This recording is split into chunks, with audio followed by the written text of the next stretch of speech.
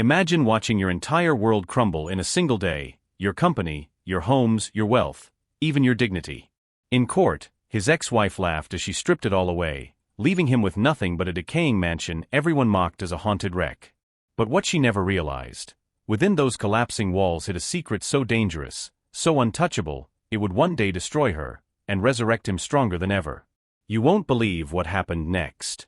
That day, Marcus's world collapsed in seconds. His ex-wife Claire smirked while the judge's voice thundered through the room. She ripped away his empire piece by piece, his business, his houses, his accounts. Everything. What remained? A rotting old estate on Millstone Hill. Claire chuckled coldly. That dump? He can have it. She believed she had ended him for good. But the truth was far darker. Years earlier, Marcus had transformed the dump into his hidden vault, a fortress stocked with cash, gold, and jewels beyond reach of any court. While Claire's new empire would soon collapse under its own debts, Marcus was destined to rise again. The gavel cracked like a bone snapping. Silence swept the room. Marcus didn't flinch. He stood like stone, his eyes carrying the weight of a man who had lost it all once before, and survived. The judge droned on, reading asset lists, holdings, accounts. Words that once represented triumphs and sacrifices, now reduced to nothing more than an inventory. Across the aisle, Claire sat poised, legs crossed, looking smug, like a queen reveling in her victory parade. Her lawyer slid papers toward her. Pens clicked. From the back row, whispers rose. He lost everything. Wrong marriage. Wrong woman. Marcus tugged at his tie, not to fix it, but to feel something solid. Heat burned in his palms. Beside him, Jasmine, just 10 years old, buried her chin into her sweater, wishing she could vanish. Her tiny hand gripped his finger. Marcus locked his jaw tight, refusing to let the cameras catch even a trace of his pain. And then the judge's final decree. The petitioner is awarded Hayes Innovations, all subsidiaries, the Riverest and Lakeview estates, and all liquid accounts, except for the secondary property on Millstone Hill. Laughter rippled through the courtroom. The haunted house, one voice sneered. Crumbling ruin, another hissed. Claire barely glanced up. She flicked her hair back and tapped her pen once against the desk. To Marcus, that single sound was a prison door slamming shut. He inhaled slowly, exhaled slower. Most men would break here. Marcus did not. He let the humiliation wash over him like icy rain. He had known grief that never trended, pain no one bothered to hashtag. He made his choice in silence. He would not shatter. As he left the courtroom, whispers chased him down the hall. He's done. Remember when he gave scholarships to kids? Look at him now. Life's cruel. Marcus straightened Jasmine's backpack and guided her out. The bitter scent of old coffee lingered. Cameras blinked red. Guards stared too long. And then Claire's laughter followed, light, rehearsed, the laugh of someone convinced she owned the world. Outside, the wind cut through his suit. Jasmine's breath puffed white in the cold. Marcus leaned down and whispered, "We're okay." It wasn't a promise. It was an order to his own heart. At the curb, interns whispered. She stripped him bare. Left him with that dead house. That's all he deserves. A pause. Still, that's brutal. Marcus lifted his cuff. His watch ticked, sharp, steady. Not the rhythm of defeat, but of resolve. He raised 2 fingers, caught a cab, and slid Jasmine inside. In the rearview mirror, the courthouse shrank, taking with it the noise, the gossip, the pity. Let them laugh, he thought. Let them print their headlines. He had something they couldn't even imagine, waiting in the very place Claire swore she'd never step foot. The mansion on Millstone Hill loomed like a skeleton. The roof sagged, ivy choked its walls, shutters clung by rusted nails. The gravel path had long vanished under weeds. The gate leaned crooked, ashamed to stand at all. The cab driver gawked. "You're really staying here, man?" His voice wasn't cruel, it was disbelief. Marcus gave no reply. He shoved open the gate. The hinges screamed, untouched for years. Inside, the air reeked of damp earth and rot. To most, it meant ruin. To Marcus, it meant sanctuary. The floor moaned under their steps. Wallpaper peeled like dead skin.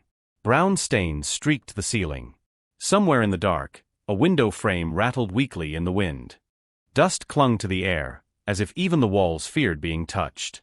Marcus guided Jasmine down a narrow corridor to a door disguised as nothing more than a broom closet. The key was icy in his grip. The lock turned with a heavy click, and instantly, the air shifted. It smelled metallic sharp, as though something hidden below had just taken its first breath in years. The door groaned open, revealing a staircase consumed by shadows. Dust swirled in the glow of a lone bulb. Marcus descended one step at a time, deliberate, measured. Jasmine followed, her sneakers squeaking softly in the silence. At the bottom waited another door, plain wooden, almost harmless. Marcus knelt, brushed away the dust, and pressed his palm against a knot in the grain. With a quiet hiss, the panel slid back. Behind it stood a vault door. Steel gleamed untouched, as though even time itself dared not scar it. Marcus turned the wheel lock, each click echoing like judgment carved in iron. A rush of cold air spilled out, heavy with cedar and the unmistakable scent of wealth.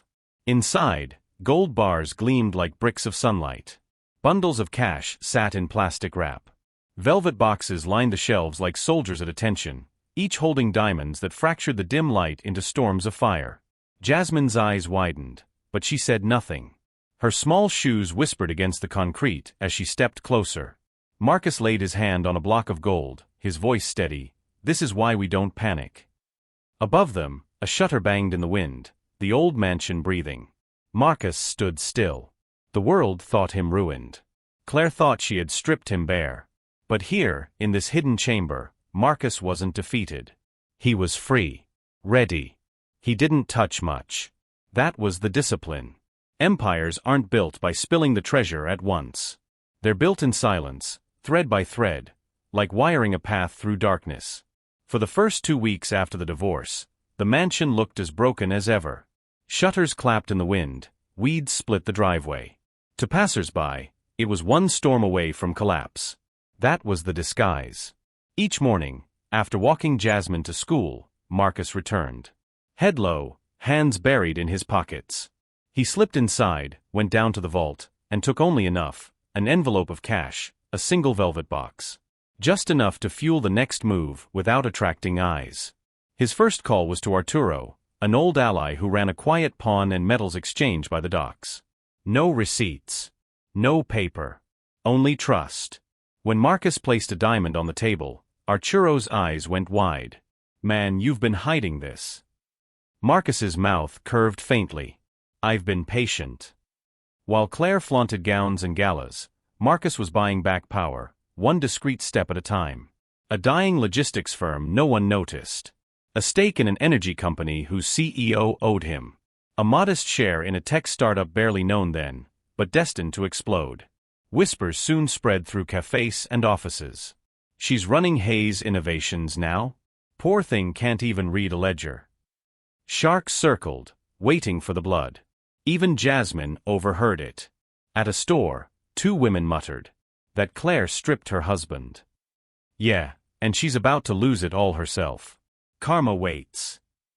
Outside, Jasmine grinned shyly. Marcus arched a brow. "People talk," he said. "We let them." Inside the mansion, Marcus worked in secret. Not outside, not yet. To the world, it still looked ruined. But inside, the study was restored, the windows sealed, the warped wood replaced. The dusty drawing room became a sharp office with a mahogany desk and leather chairs. The vault wasn't storage anymore, it was the engine of a vision. Each night, Marcus stood at the cracked upstairs window, watching headlights crawl along the distant road, savoring the delicious weight of preparation. By the 3rd month, the vault was only lighter by 2%. But what it fueled had already bloomed. Overseas calls came at strange hours. Hidden accounts filled with funds Claire could never touch. Ventures she couldn't even comprehend. Then one morning, Arturo's message flashed across his phone. "She's in trouble. Your ex, serious trouble." Marcus leaned back, fingers steepled. The leather chair groaned beneath him. It wasn't time to smile, but it was close. By month 4, Claire's glossy social media posts slowed. No more champagne toasts against city skylines. No more red carpet grins. Instead, grainy dinners with captions that tried too hard, and silence from the friends who once swarmed around her. In the business district, whispers turned sharp. Hayes Innovations had missed filings. Vendors unpaid. Properties mortgaged in desperation. Marcus didn't ask. He didn't have to. People love retelling the downfall of someone who once stood high. One rainy afternoon, the business networks broke the story.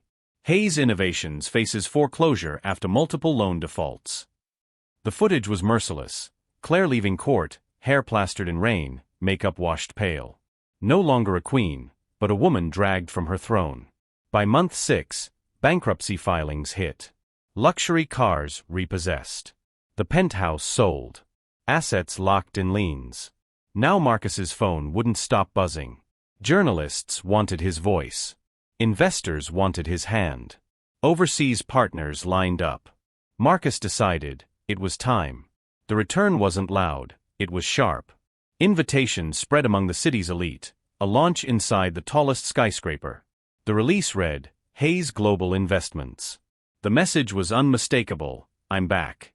This time, the crown stays mine. Launch day. The lobby pulsed with cameras and industry giants. Marcus stepped on stage in a tailored charcoal suit, Jasmine poised beside him. Elegant. Bright. He didn't mention Claire. He didn't need to. His words cut clean. Success isn't about what people give or take. It's about what you protect, even when the world believes you've lost. The hall erupted. Cameras flashed like storms. For one breath, Marcus let himself feel it. Vindication, freedom, the slate wiped clean. Across the city, in a cramped apartment she could barely afford, Claire scrolled her phone. Coffee cold. Marcus's face filled the screen. The headline read, From Ruins to Riches, Marcus Hayes returns stronger than ever. Her laugh, the one that once humiliated him in court, was gone. What remained was silence. And on Millstone Hill, the mansion stood proud again. Shutters straightened. Gates restored. Secrets untouched. Because Marcus knew the rule, never show the world all your cards. Let them believe they've won, until they realize they were never even playing the right game. But just when Marcus thought the storm had passed, a single phone call shattered the calm.